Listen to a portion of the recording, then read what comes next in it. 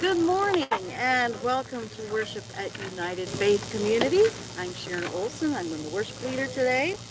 And we are outside by the lake, as you can see, for those online. Um, Glad you're with us. Have a couple of, first I want to mention, if you are new to United Faith, check us out at our website, ufcucc.com. If you'd like to get onto our mailing list, send us an email at ufcucc@gmail.com. I do have two announcements this morning. First off, next Sunday, July 24th at 3 o'clock, there is the second annual Pride Potluck Picnic in Buffalo at Sturgis Park. It starts at 3 o'clock if anybody's interested in that. Um, Also, at the end of August, August 27th, we will be gathering on Saturday evening instead of Sunday morning at our house around a bonfire. Prior, we will have some time to swim in the pool. We'll have a potluck meal, and then we'll start worship around 6 o'clock on that day. So join us if you can. It should be fun. Um, let's rise for a moment. And let's rise for a moment. But the one other thing I was asked to mention is to speak up. We are outside today. It's going to be a little harder for the technology to pick up voices. So if you can be mindful of that, we appreciate it. So let's pass the peace, and we'll do that with sign language. Peace be with you, and also with you. Thank you, and you can be seated. We're going to be a little casual today. Um, I want to start with a psalm of thanks. So I'm going to read from Psalm 100.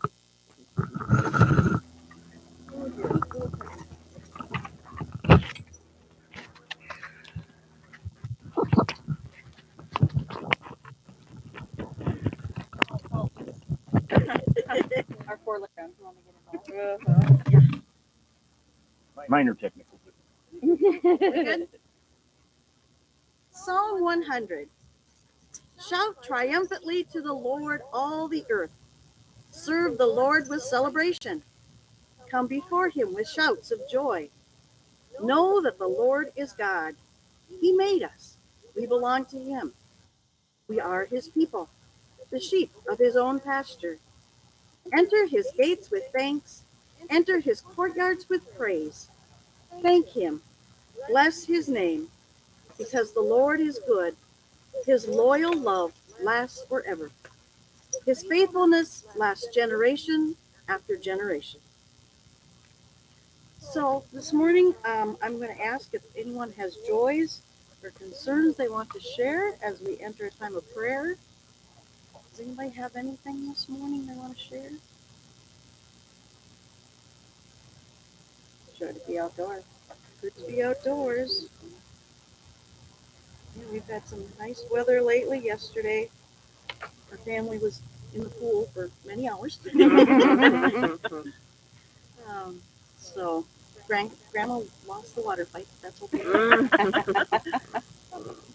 Anybody else have any joys or concerns on this day? I have my mother has been not well, but she's doing better. Okay. Trying to kind of get back to herself.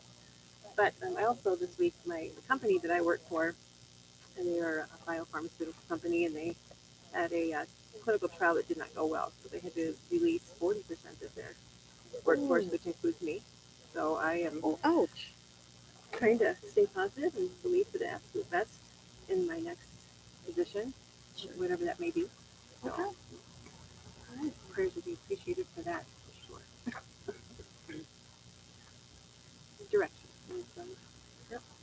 Anybody else? If not, let us be together in prayer. Dear one, when we run out of reasons for living, here you are. When we run out of answers to our questions, here you are.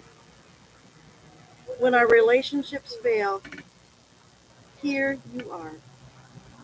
When we are so happy we can't imagine anything better, here you are. When we are up against life's edges of birth and death, here you are. When we're afraid, here you are. When we are brave, here you are. Today we gather outdoors. Here you are. We have loved ones who have health issues. Here you are. We have friends that have job insecurities. Here you are. Here we are, and here you are, together in the silence of this meditation. For this we give thanks. Let us say together the words that Christ taught us. Our Father, who art in heaven, hallowed be thy name. Thy kingdom come, thy will be done, on earth as it is in heaven. Give us this day our daily bread, and forgive us our debts, as we forgive our debtors. And lead us not into temptation, but deliver us from evil. For thine is the kingdom, and the power, and the glory forever. Amen. So this morning I'm going to read from Luke. This is part of the regular lectionary. Luke 10:38 to 42. While Jesus and his disciples were traveling, Jesus entered a village where a woman named Martha welcomed him as a guest. She had a sister named Mary who sat at the Lord's feet and listened to his message. By contrast, Martha was preoccupied with getting everything ready for their meal. So Martha came to him and said, Lord, don't you care that my sister has left me to prepare the table all by myself? Tell her to help me. The Lord answered, Martha, Martha, you are worried and distracted by many things. One thing is necessary. Mary has chosen the better part. It won't be taken away from her. So the next section I'm going to share is an excerpt from a sermon on this text by Sylvia Sandeman. There are only three named people in this story: Jesus and the two women, Martha and Mary. The fact that two women dominate the story would be shocking in the first century context, where men often dismissed women as marginal, and the fact that they are even named is also surprising, as often that was not the case either. It is Martha that opens her home to Jesus and the disciples and invites them in. This was in line with what Jesus had told the 72 disciples a couple of stories earlier when he sent them out ahead of him. He sent them out without money or shoes. They were to greet the householders with, Peace be with this house. They were to stay in that house and eat what was put before them. Providing hospitality and welcome to strangers was of vital importance within Judaism and the Middle Eastern culture generally. Jesus affirmed Martha's hospitality by welcoming and receiving all she had to offer. So Jesus, and maybe the disciples, they were not mentioned in this story, come into the home and await Martha's continuing hospitality. Instantly, her mind goes into gear. How many of us have done this? Is there enough stew left over from last night? Should be. She had baked bread in the morning, but Mary could do another batch of her special bread. There are plenty of fresh figs which can be picked. The chicken can be cooked up in time. The table was already set for tea.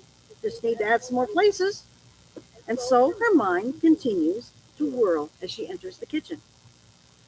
Everything will work out okay, I'm sure. Everything was as it always was. Until Mary did the unthinkable thing. It was not the fact that she had not fulfilled the role as a hostess in the situation, the role expected. This was bad enough. She did, in fact, the really inconceivable thing. Mary went and sat down at Jesus' feet. The simple action, which for us would almost pass unnoticed, was in fact highly contentious in that day's society. This was the place and posture of a disciple of any teacher in the ancient world. So Mary, in one act, had broken the rules that reserved study and learning for males. this was no place for a woman, what was she thinking of? Martha, as well as other males in the room, would have been scandalized by this action. What we would see as a nothing action in that day was unheard of, breaking all the norms of Middle Eastern society. We could almost add, how dare she? But dare she did. This probably was the action that really caused Martha to demand Jesus to do something about it. Martha did need help in the kitchen, but she was possibly not just asking for that, but demanding that Mary keep to the traditional ways of behaving and that Jesus do something about it to make sure it happened. As the disciples demanded of Jesus when they were in the midst of the storm, don't you care that we are about to die? What are you going to do about this? Fix it. As Martha asked in the middle of the storm in her head, fix it. Jesus did fix it, but not how Martha imagined. He affirmed Mary's action. I can't do what you ask, Jesus said. What she had done cannot in fact be undone, and I will not take it back from her. Mary has pointed to an alternative role for women, that of disciple. In the same way that learning and discipleship is available to men, she has in this one act opened the way of discipleship to all women. Immediately before the passage of Luke I read today is the story of the Good Samaritan. This story also turns upside down the norms of society. For the kingdom of Jesus does not operate by the same rules as earthly kingdoms do. But as the Apostle Paul wrote in Galatians 3, verse 28, there is no difference between Jews and Gentiles, between slaves and free people, between men and women. You are all one in union with Christ Jesus. So we discover the different roles that these two women played. Martha extended hospitality and welcome to those who came, and without this act, the feast could not have happened. And then Mary, by sitting at Jesus' feet, opened the feast to all who were gathered there. All were welcome at the table. No one was in or out. So, what do you think the author of this piece meant that Mary, sitting at Jesus' feet, had opened the feast to all who were gathered there? Any ideas what she might have meant by that? You say that again? So, that Mary, sitting at Jesus' feet, opened the feast to all who were gathered there. Open the what? Opened the feast. Feast? Mhm. So that's what she says in these words. Mary, sitting at Jesus' feet, opened the feast to all who were gathered there. Acceptance. Pardon? Made it acceptable.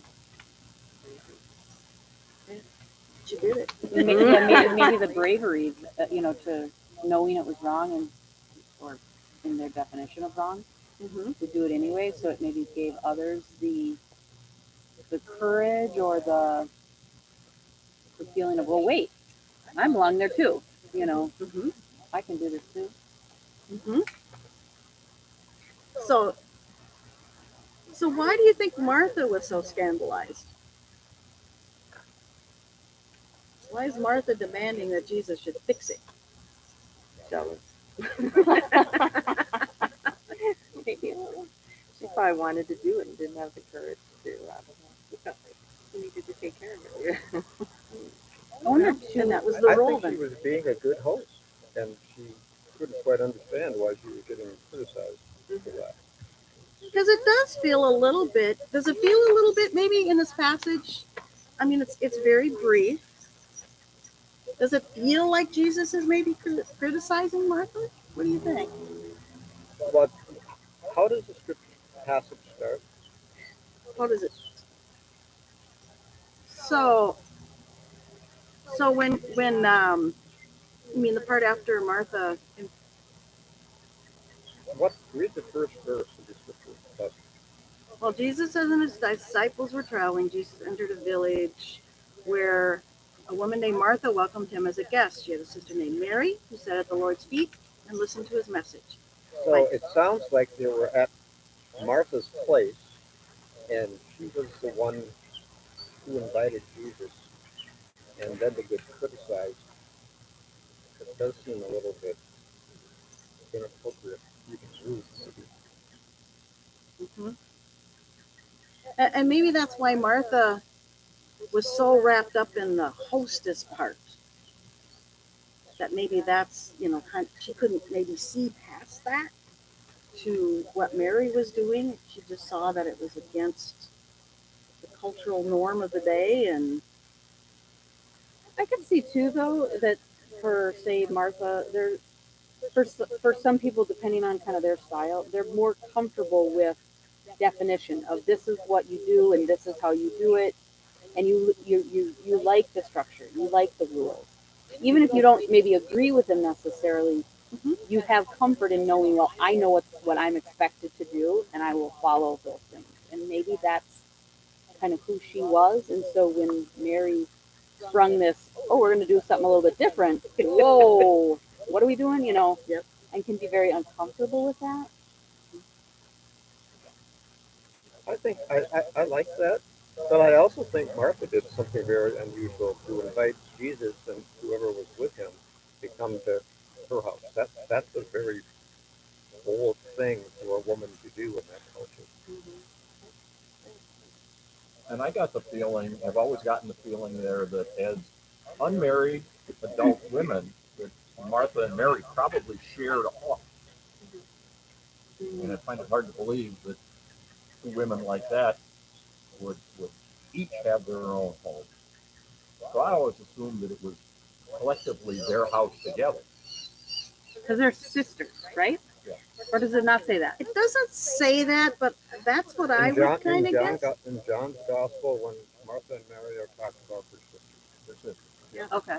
but not here.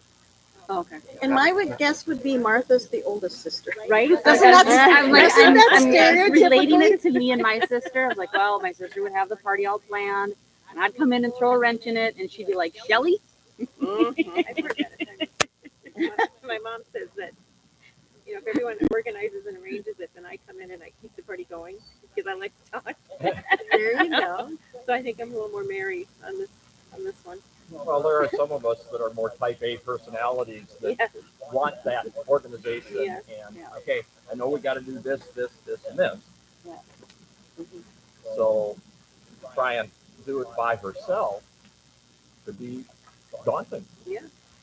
But Jeff, to your point too about what Martha did was bold too. Maybe she felt a little upstaged too. Oh. Yeah. Kind of one up. I'm gonna invite these folks over. Well, watch me. I'm gonna sit out and see.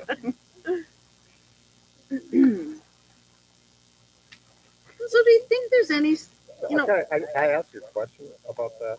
Yeah. So why, out of all the things that happened, presumably in Jesus' ministry, why did the early church decide to remember this story?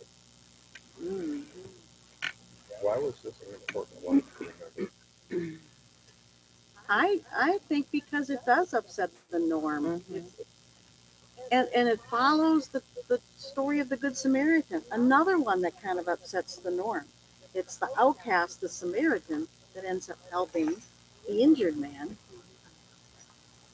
So it feels like a little bit of a pattern there of, things can be different. Maybe things should be different than the culture of the day. I can think of other times, things that Jesus had said, basically to the effect, like, you know what, I'm not always going to be with you, so listen now to what I have to say, Mm-hmm. and I think there's some of that going on as well. I mean, Martha was happy to have him there, but she wasn't really listening to him. She was keeping busy with everything associated with having a house full of people. Right. But I think Jesus is being critical in part because, while that's good and fine, she wasn't listening to his message. Mm-hmm.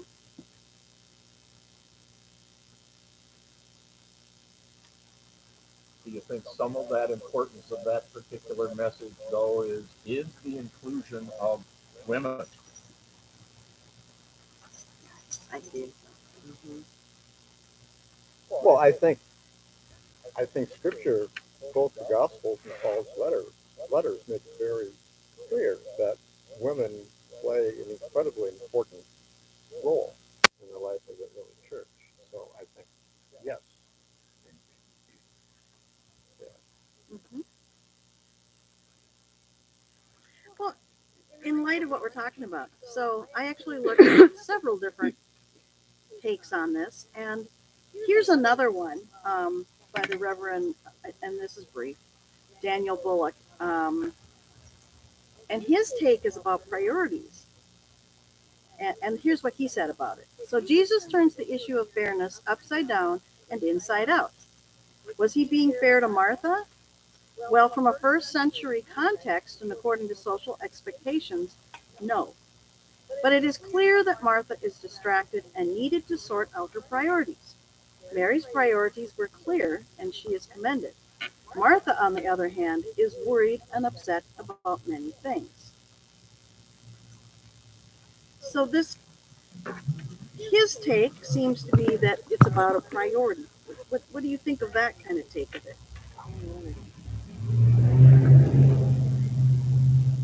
I don't know if I follow. Who's priority?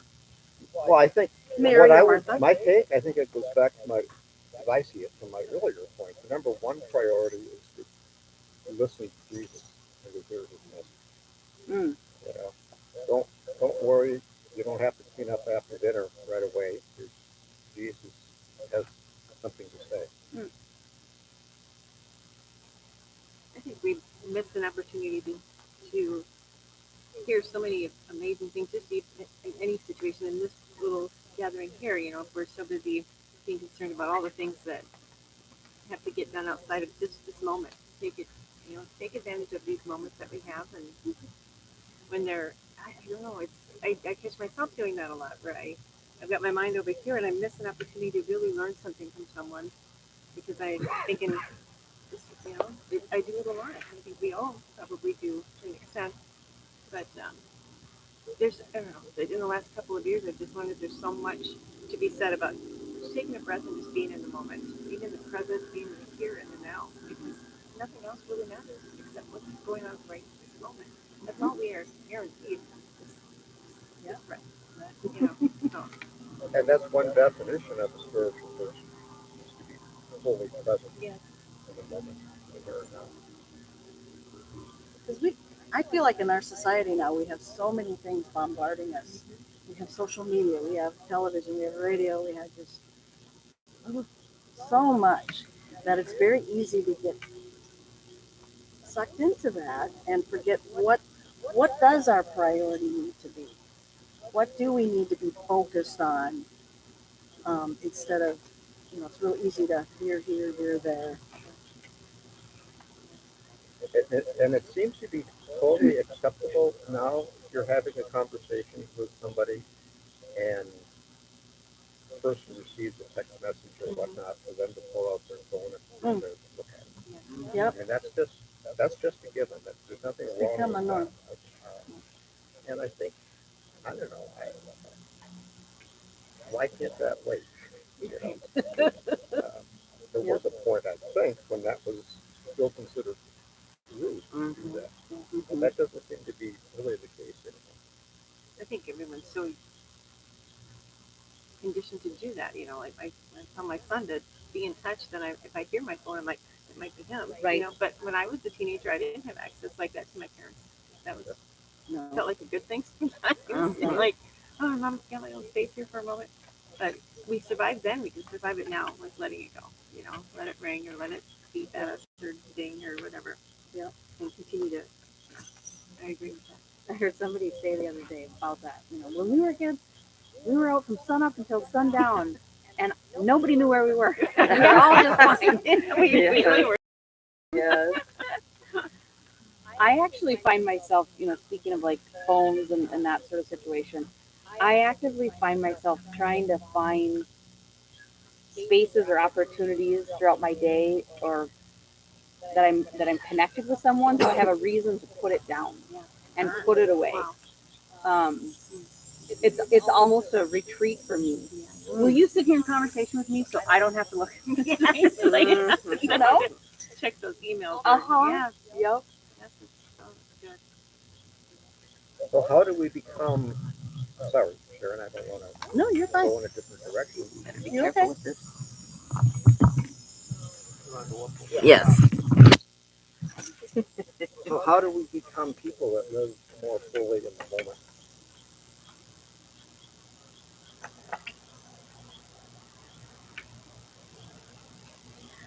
I think we need to consciously realize or think about, I'm in conversation with Jeff and Shelly's texting me. Maybe I don't acknowledge Shelly's text right then and there. But it becomes partly a habit, I think. I think for a lot of young people, that phone rings or buzzes, whatever, they immediately are drawn to it. I think you have to consciously think or recognize that no, it doesn't need to be that way, and I'm not going to operate that way. And I think you need to look inside and develop, what are my priorities? What is most important to me that I need to, and try to stay focused on that? Because when you're bombarded with all these things, you lose sight of who am I, and what am I really about, and what's really important to me. So I think part of it is taking time to discern that you know what's important to you and where you want to put your priorities versus letting it happen to you. Does that make sense? So what do Matt and Tommy think as far as if your friend pings you and you don't respond right away? Is that a snub to the friend?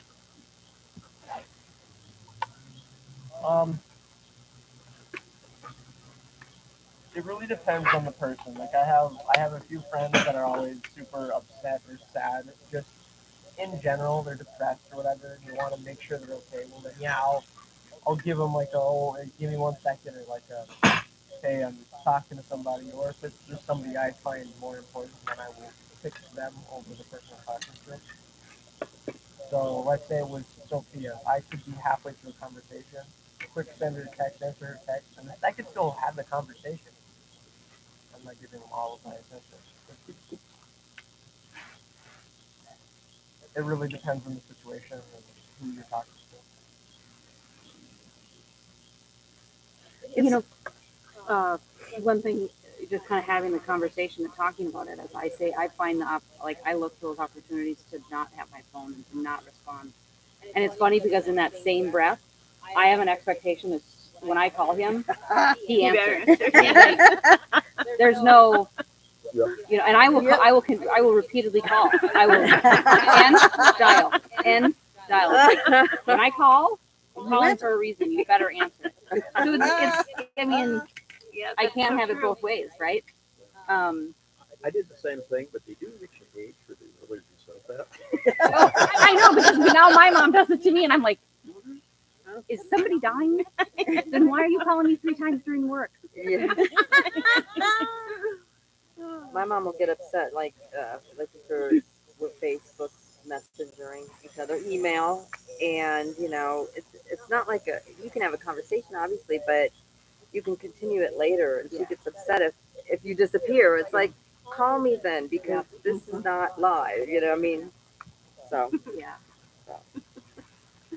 And maybe that is kind of the way we deal with it, and kind of figure out a way around it, is if we think if deep down we think it's rude that somebody answers that text message while we're having a conversation, then we should also be reminded that, like, I'm saying this more to myself probably than anybody else, but be reminded of, you know what, you also can't expect the immediate response for yourself, you know? Yep.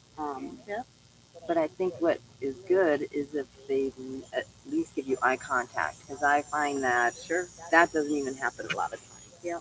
Oh, yeah. Because they're Mhm. talking to you, looking at Right. the phone. And doing that. Right. Uh-huh. Yeah. Mm-hmm. And Yeah. you feel like Yeah. they're- I feel like I can multitask and look and still watch TV and have a conversation, but not everyone can do that because sometimes they're just gone. Right. Right. Yep. Well, I think part of it is how you approach it, and maybe that comes back to the Mary and Martha thing too. But if I'm having a conversation, an in-person conversation with somebody, and my phone beeps and I've got a text message, I'll go, excuse me a second, look at it, and put it away. Right. Sure. Yeah. Some people don't say anything; they just grab the phone and start doing whatever with it. So, but I think it's how you frame that. And maybe that was part of how Jesus' response back to Martha was, "Hey, relax, chill, Yeah. listen." Yeah. And that it was okay that she did that. That's probably was how he made it. It probably wasn't this big long lecture. He probably did go just Yeah. You were all equal. In his response, he does recognize to Martha, you are worried and distracted by many things. He acknowledges where she's at. He knows what's going on in her mind. So I'm not sure it's so much a rebuke of Martha as it is a, hey, Mary's okay. Don't be on her case about it. Right. Yeah. Don't judge her. She's fine. Yeah. So But it takes effort to really listen to another person. I mean, so you're not distracted. I think that's mostly what we were talking about. But it also means that I need to set my agenda aside so I can really hear what the other person is trying to say. Right. And Martha couldn't do that. Maybe not because she didn't want to, but she just felt that she needed to take care of everybody. But she wasn't focused on Jesus. That's what I think where the difference came in. Mary was able to set stuff aside and focus on what Jesus had to say. And I think it is difficult to be present in the moment and really focus on somebody else. And I think sometimes the more familiar you are with the person, the harder that becomes. The harder it is to do. If it's just meeting somebody for the first time, you're on your best behavior. Put out a good show. But if it's your spouse, I mean, you can have a conversation and brush your teeth. You think you can, but it may feel like you're not totally engaged in what's going on. Is that possibly a lesson for all of our society today? Is that we really are not good listeners. When we listen, when we speak with somebody and have a conversation, we are distracted. We aren't focused like Mary was. And just, here I am, I'm listening. We're all as a society guilty of that. We don't listen well. Yeah, that happened at work this week. I remember one particular meeting, they were talking about something and I was raising a concern. And I raised it and they immediately responded. But I was probably being, they were listening to what I was saying, but they were not hearing what I was saying. Like to me, there's always kind of that slight nuance between listening and hearing. And you're listening, but you're not hearing me. You're not really hearing what my concern is. And part of that goes to me of like, I have to figure out a better way to voice my concerns.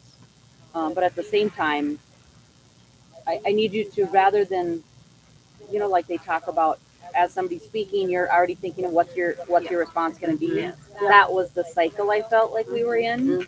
And I even felt it sort of drew me in the same way too, because as soon as they started talking, I was thinking of like, okay, now how do I better explain this to you? Because you're clearly not hearing me.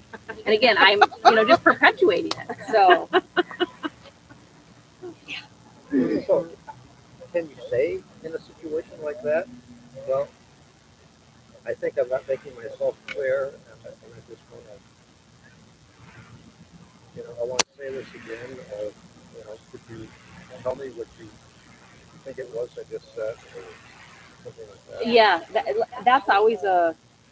is always a good way, I think, to hear instead of just listening. Is okay. Here's what I heard. This is what I think I heard you say. Yeah. Because it's you processing what they said versus a reaction to it.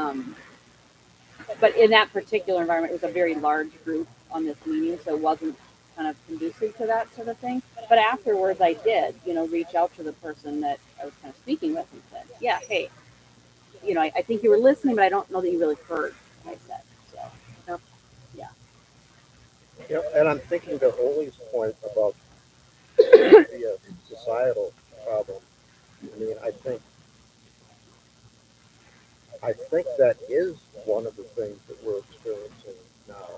I mean, we have such distinct divisions between left and right and this and that um, in our society, and we are, I think, to a significant extent, making judgments on, stereotypes and uh, what we think that, or how we think that person is, or how that person thinks, or whatever.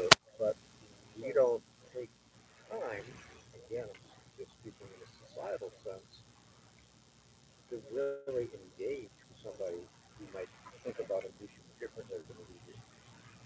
And I still think we're a lot more alike than we are different,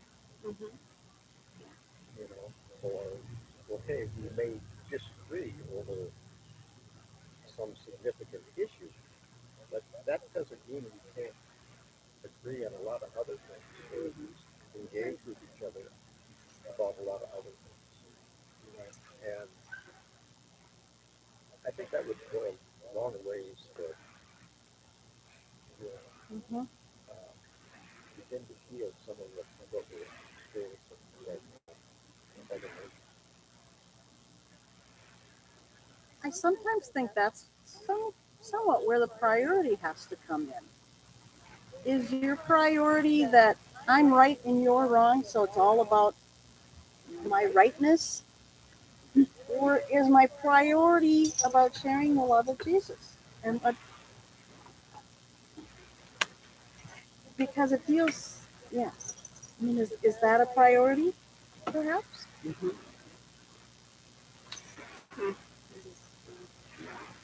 Yeah, I think so. And I know I'm very guilty. I get hung up in my, oh, these people are wrong. They're stupid. But then I have to step back and go, no, that's not right. That's not right of me to think that way either. Yes, I don't agree with them, but that it doesn't make them stupid. It doesn't make me 100% right and them 100% wrong.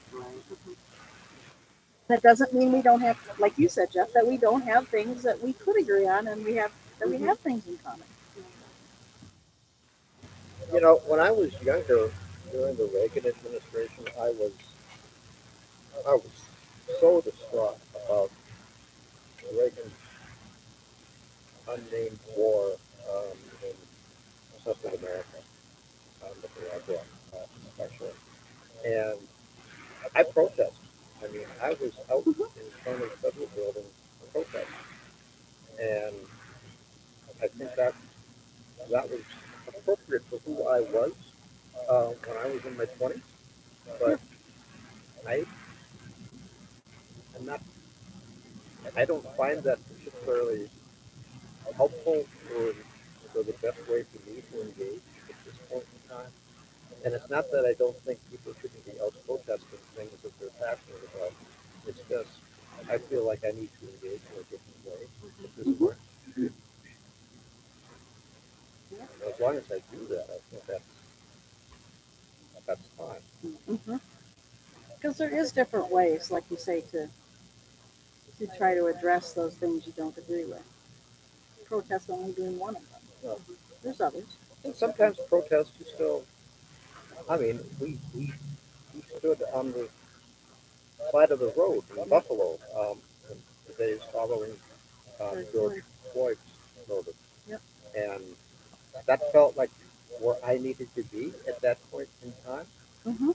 And it was also a learning experience because I was moved by how many people drove by and were affirmative about what we were doing. Yep. And I also learned a few more hand gestures from those. That too. uh, but I think it's being in the moment and being open and being able to listen. I would just want to stress that. Mhm. But do you think, as primarily white middle class Americans, do you think that that's easier for us to say than it is for some of the minority groups, um, whether it's people of color or LGBTQ people, whatever? It's easier for us to say, well, let's talk about this. And especially when we look at our black sisters and brothers who've been fighting this racism battle for hundreds of years. Does it get to a point where you got to move beyond that conversation stage to grab people's attention? I think there's some point to what you're saying, Oli, of it's probably easier for us.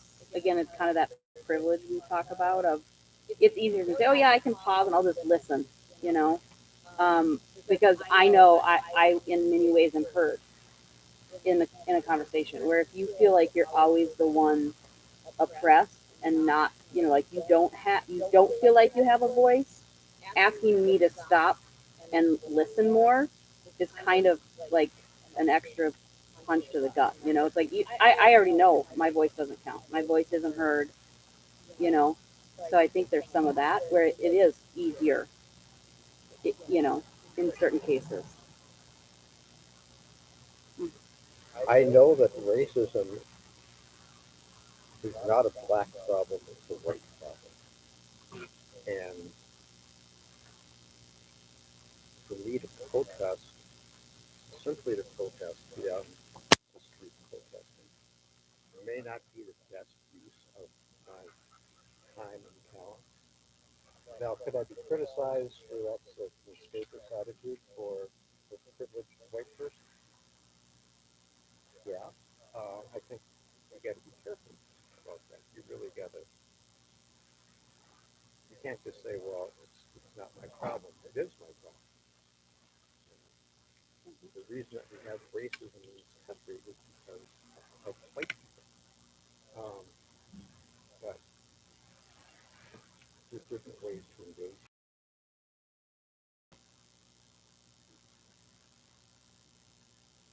I don't. Does that address your concern? Well, I think so. I think it's, I guess my point is it's a time and place thing and each individual situation. Um, you know, like Jesus said at a later point, a couple of times, you won't always have me with you. So telling Martha that, hey, you know what? Take the time now. Now's the time to listen.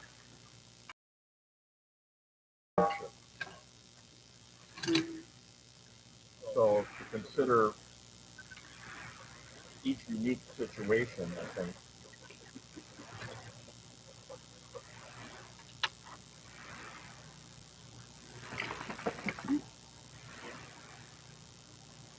I'm not disagreeing that your protesting was right back then, Jeff, because I was too. So, and I still do. So, again, going back to the time shortly after George Floyd's murder, I was part of a Twin City, Minneapolis, huge group of clergy of all faiths, all denominations that marched to George Floyd Square as a symbol, as a recognition, and we put the clergy of color at the very front, and the rest of us followed behind them in support. So to me, that was a very, very clear point of raising using our privileged status to support those, not only the clergy of color, but the people of color that we were trying to respond to.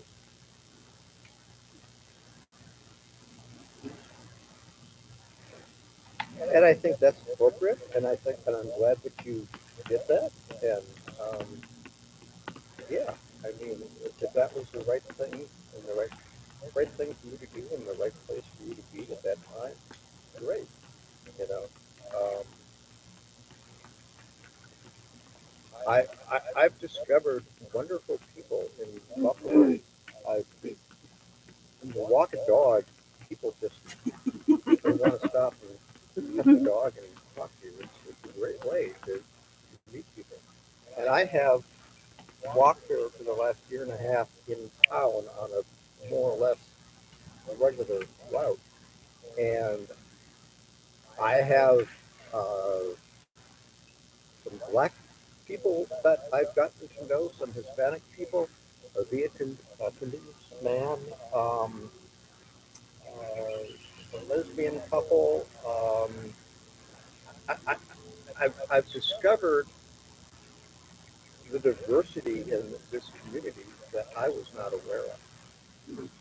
And I tried to make an effort, a point of letting everyone know that they are welcome in this community. You know, it's a pretty less visible kind of thing than, you know, taking to the street. But I think it's a way to affirm my neighbors that may not always get to be affirmed.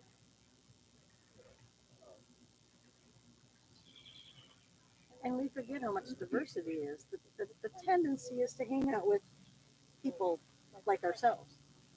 So we don't necessarily see the black folks or the Hispanic folks or, because they hang out with Hispanics and the blacks probably hang out with blacks and we hang out with, the whites hang out with whites and all. So you have this tendency to stay in those, within that little community and not recognize that there is the diversity that there is. Yeah. And I think it goes back to Mary sitting at Jesus' feet. I mean, she was listening. She was Mm-hmm. listening as a way to respond to Jesus. And Martha wasn't getting it at that.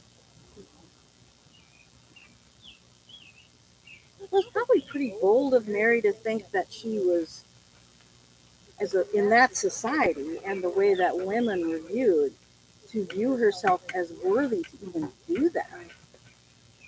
You know. He probably spoke to her and connected, and it drew her Mhm. in. Mm-hmm. That's what happened to me.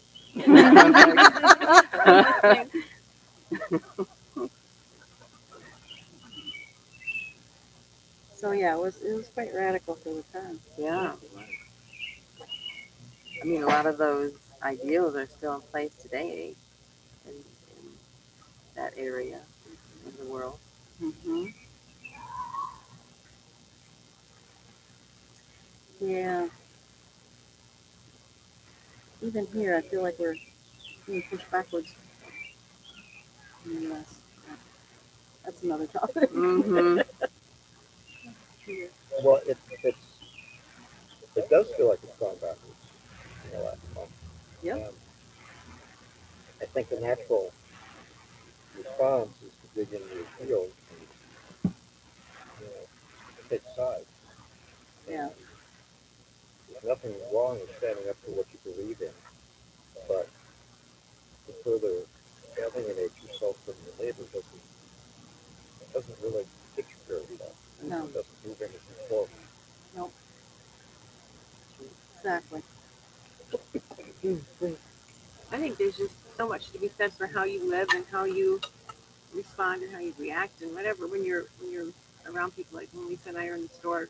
Some people look at us like, and some people don't think that, if there's any. We're in a very conservative area, and it's not always easy. Mm-hmm.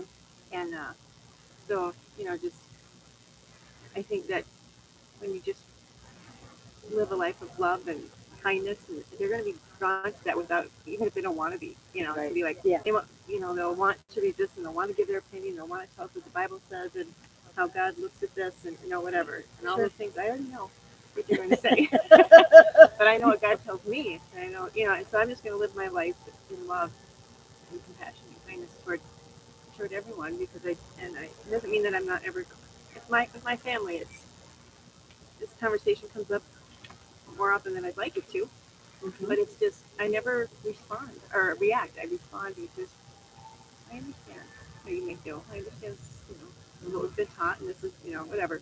So I just try to stay calm and just continue to have a healthy relationship with my family. But that doesn't mean I'm going to let go of what I believe and where I know God has blessed me very much, and I know that He loves me, and so it's, you know, And sometimes He created you how you are. and yes, Exactly. exactly. And whether you understand or believe that or it doesn't, it's just I'm here loving you, you know, and that you really can't argue that. You know, it's hard to keep arguing with someone if you just stay in a place of love. Yep. It's hard to stay. I think it's not for everybody, but for a lot of people, I think they kind of settle down a little bit when they realize you're not going to get in their face, and I'm not that Argue way. with them, I'm not- yeah.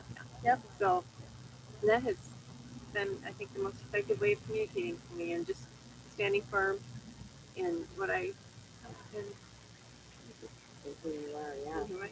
Yeah. I mean, it's been years and years since I, you know, when I knew, you know, as a teenager, that it was gay, and I remember saying, "Why? No, not me." You know, I did not want that. You know, I know no one. There was no, you know, outside influence, and but then I just said, okay, well, this is, I just need to move on. But still, I feel like I cannot be myself. You know, even with my family, with her family, I'm still like kind of in a box. You know, because not that it's going to be anything outrageous, but I just feel like I'm always having to protect everyone else. You know. Mhm. Right. Yes, that is a big thing. Making sure we don't make anyone feel uncomfortable. Yes. Yes.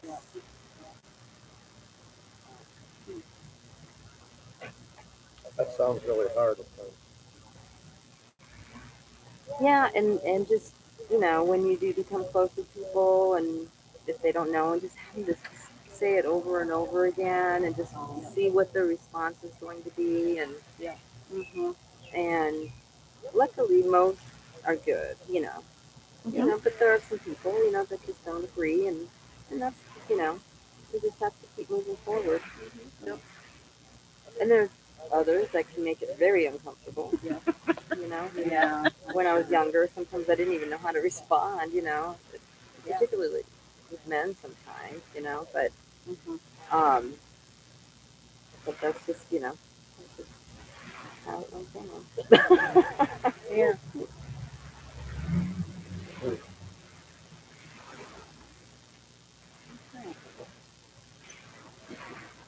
Yeah, Did you get a text? I'm telling you, Karen. Here, look into her eyes. Yes. I was checking this Oh. out. Thank you very much. Everyone was all over her. Wow, I didn't even think about that when I got my phone. Fair enough, fair question. I get it. Perfect. So timing. we are at an ending point. We are 10 o'clock or 11 o'clock. So thank you for sharing, everyone. I think we've had a good Thank discussion you. today. Yes, Thank you. very nice. Thank you for being with us. We have some water and some iced tea